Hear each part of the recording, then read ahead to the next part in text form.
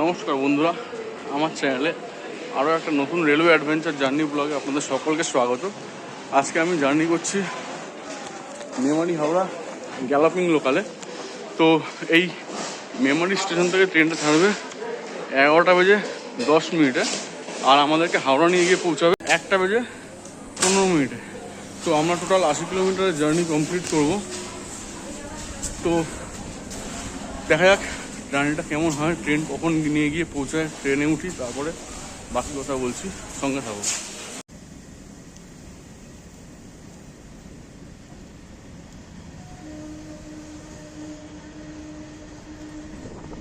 তো বন্ধুরা, আমাদের ট্রেনের 37,652 মেমারি হাওড়া গ্যালোপিং লোকালের মেমারি থেকে ছাড়ার কথা ছিল 11টা বেজে 10 মিনিটে, ছেড়েছে 11টা বেজে 15 মিনিটে, অর্থাৎ 5 মিনিটের লেট।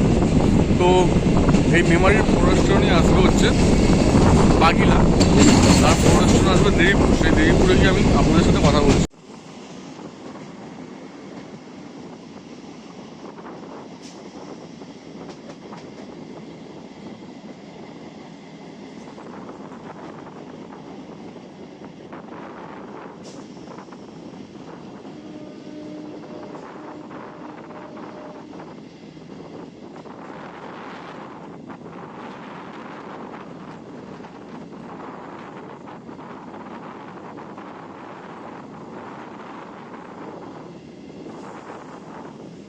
মেমারি থেকে 7 কিলোমিটার অতিক্রম করে আমরা এসে পৌঁছলাম দেবীপুর। এই দেবীপুরে কোড হচ্ছে DBP। মেমারি থেকে হাওড়ার দিকে যাওয়ার পথে পূর্ব বর্ধমান জেলার শেষ স্টেশন হচ্ছে এই দেবীপুর। এই দেবীপুরের পর থেকেই, অর্থাৎ বৈচি থেকে পড়ে যাচ্ছে হুগলি জেলা। তো চলুন, এরপরে দেখা হচ্ছে আবার বৈচি স্টেশনে গিয়ে।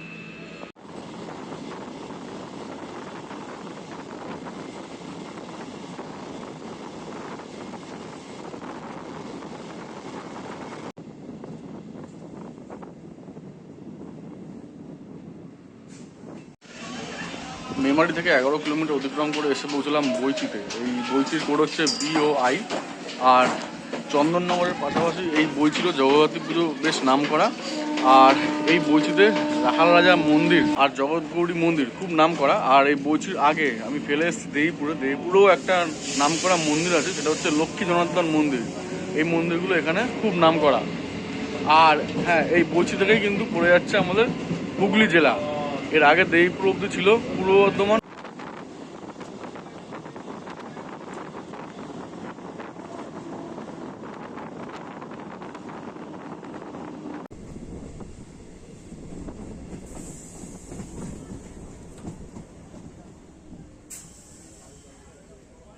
মেমারি থেকে 21 কিলোমিটার অতিক্রম করে এসে পৌঁছলাম পান্ডুয়ায়। এই পান্ডুয়ার নামটা এসছে পান্ডু রাজার নাম অনুসারে। আর এখানে দিল্লির বাদশাহ ফিরোজ শাহর ভাইপো শাহ সুফি এই অঞ্চল দখল করার পরে সেই বিজয়ের স্মৃতি হিসাবে এখানে একটা বড় গম্বুজ নির্মাণ করেন, যেটা পান্ডুয়া মিনার নামে খ্যাত। আর এই পান্ডুয়ার কোড হচ্ছে PDA। এই পান্ডুয়ার পরে আমি আপনাদের সাথে কথা বলছি খন্ডিয়ানে গিয়ে।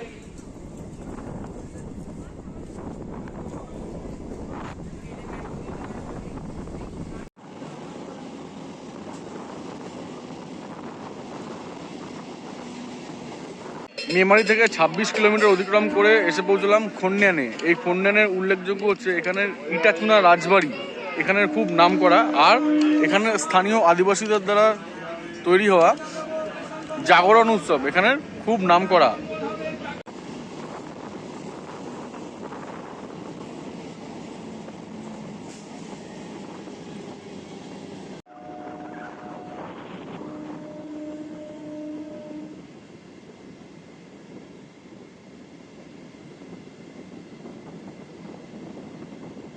মেমারি থেকে 60 কিলোমিটার অতিক্রম করে এসে পৌঁছলাম মোগরাতে। এই মোগরার কোড হচ্ছে MUG মাগ। এখানে সরস্বতী পুজো খুব নাম করা। এখানে অন্তত 50টা মতন সরস্বতী পুজো হয়।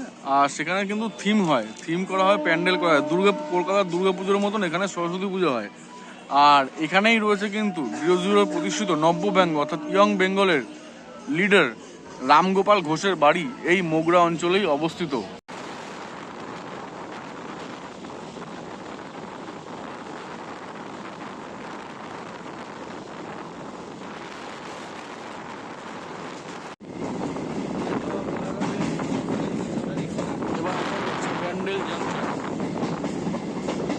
এইদিকে লাইনটা আসছে কিন্তু ব্যান্ডেল থেকে।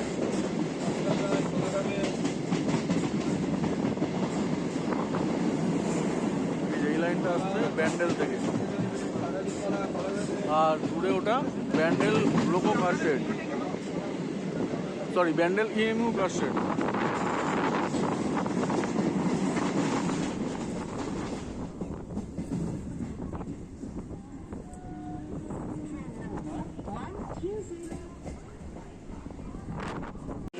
মেমারি থেকে 42 কিলোমিটার অতিক্রম করে এসে পৌঁছালাম ব্যান্ডেলে। এই ব্যান্ডেলের কোড হচ্ছে BDC। ব্যান্ডেল থেকে কিন্তু যদি ডাউনের দিকে যাই তাহলে হাওড়া, আর একটা লাইন চলে যাচ্ছে হাওড়ার দিকে, আরেকটা লাইন চলে যাচ্ছে নৈহাটির দিকে। আর যদি আপের দিকে যাই তাহলে একটা লাইন চলে যাচ্ছে বর্ধমানের দিকে, আরেকটা লাইন চলে যাচ্ছে কাটোয়ার দিকে। এই ব্যান্ডেলেই কিন্তু রয়েছে ভারতের সবচেয়ে বড় ইলেকট্রিক ইন্টারলকিং সিস্টেম, যেটার মাধ্যমে সারা ভারতবর্ষের ইন্টারলকিং সিস্টেমকে অপারেট করা যায়। আর এই ব্যান্ডেলের আরেক উল্লেখযোগ্য হচ্ছে ব্যান্ডেল চার্চ তো অবশ্যই বলতে হয়, আর তার সাথে হচ্ছে লাহিড়ি বাবার মন্দির, যেই মন্দিরের মধ্যেই কিন্তু একটা চার্চ রয়েছে। এটা কিন্তু একটা খুব খুব একটা নোটেবল বিষয়, যেখানে একটা ধর্মের উপাসনা স্থলে আরেকটা ধর্মের উপাসনা স্থল রয়েছে। অন্য কোনো মানে খ্রিস্টান বা মুসলিম বা জিউস এরকম অন্যান্য অনেক ধর্ম আছে, কোনো ধর্মের উপাসনা স্থলে কিন্তু তোমরা বা আপনারা দেখতে পাবে না বা পাবেন না যে অন্য ধর্মের উপাসনা স্থল। একমাত্রই আমাদের হিন্দু ধর্মেই একটা উপাসনা স্থলের মধ্যে আরেকটা উপাসনা স্থল দেখা যায় এবং সম্মানও করা হয়।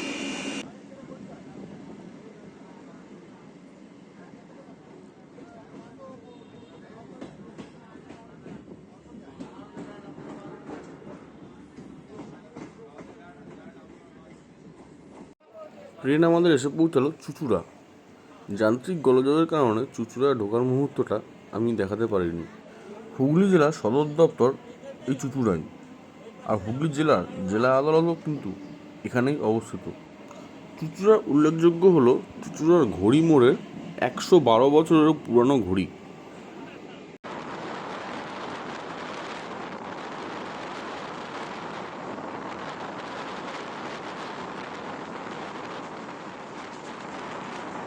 উপর দিয়ে যাচ্ছে, এটা হলো চন্দননগর ফ্লাইওভার।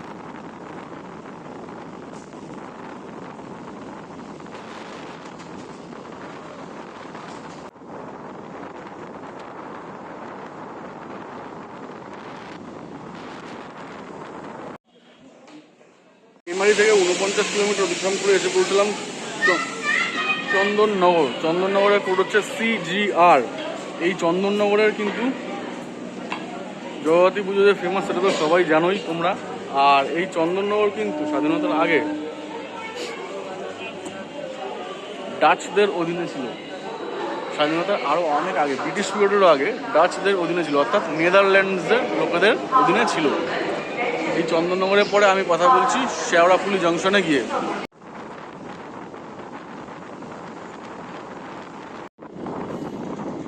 এটা মানকুণ্ডুতে আমাদের কোনো স্টপেজ নেই ট্রেনের। ট্রেন এরকম আস্তে আস্তে স্কিপ করে যাবে।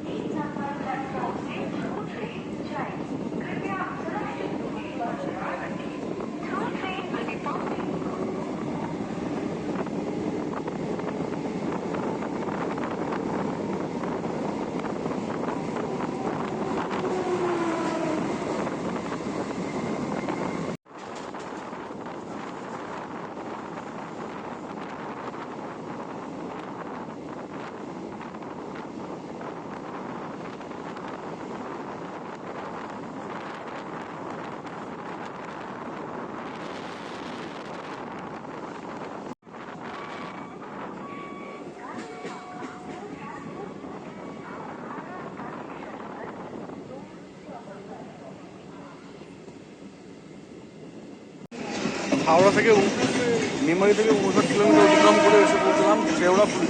শেওড়াফুলির কোড হচ্ছে SHC। এই শেওড়াফুলি থেকে লাইন ভাগ হচ্ছে, যেহেতু জংশন, একটা লাইন যাচ্ছে তারকেশ্বরের দিকে, আরেকটা লাইন যাচ্ছে ব্যান্ডেলের দিকে। আর এখানে উল্লেখযোগ্য হচ্ছে এখানে নিমাই তীর্থ ঘাট রয়েছে। প্রতি বছর পবিত্র শ্রাবণ মাসে তারকেশ্বরগামী যাত্রীরা এই শেওড়াফুলি থেকেই নিমাই তীর্থ ঘাটের মতন বিভিন্ন ঘাট থেকে জল নিয়ে বাবার মাথায় জল ঢালতে যান। আর এই শেওড়াফুলির উল্টো দিকে, অর্থাৎ ওই পারে গঙ্গা আছে, গঙ্গার উল্টো দিকেই রয়েছে কিন্তু ব্যারাকপুর স্টেশন। এই শেওড়াফুলির পরে আমি কথা বলছি শ্রীরামপুরে গিয়ে।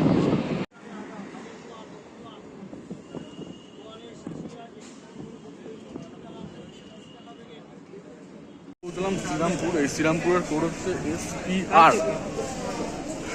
এই শ্রীরামপুর একসময় ড্যানিশদের কবজায় ছিল, ডেনমার্কের অধিবাসীদের কবজায় ছিল।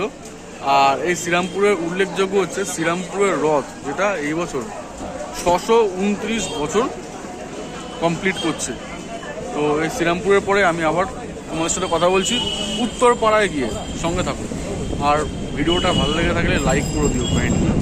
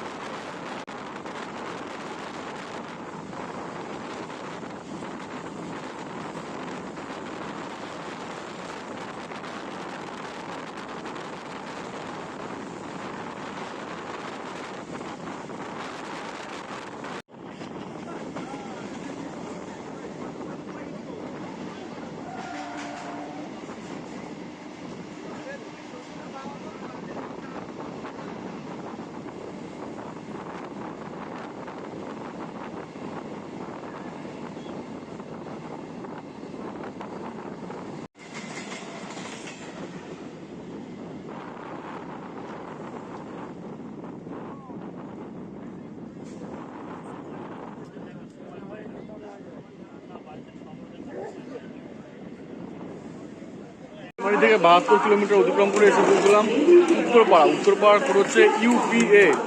উত্তরপাড়ার পাশ দিয়ে বয়ে গেছে বালিখাল। এই বালিখালই হাওড়া আর হুগলিকে আলাদা করে দিয়েছে। বালিখালের উত্তর দিকে হাওড়া আর দক্ষিণ দিকে হুগলি। আর এই উত্তরপাড়ার পরে আমি কথা বলছি একেবারে আমাদের গন্তব্য হাওড়াতে গিয়ে।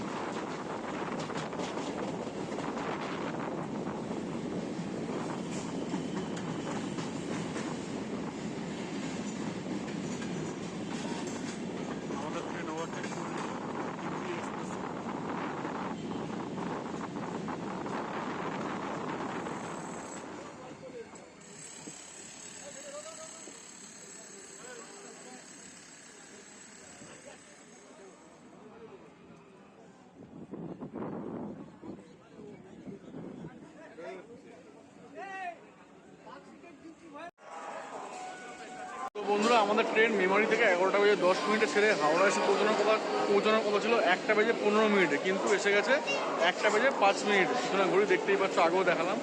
তো জার্নিটা আমি এখানেই শেষ করছি। ভিডিওটা ভালো লাগলে অবশ্যই একটা লাইক দিও, আর চ্যানেলে নতুন হয়ে থাকলে অবশ্যই সাবস্ক্রাইব করো। ভিডিওটা আমি এখানেই শেষ করছি। দেখা হচ্ছে এরকমই নতুন কোনো একটা জার্নি। টাটা।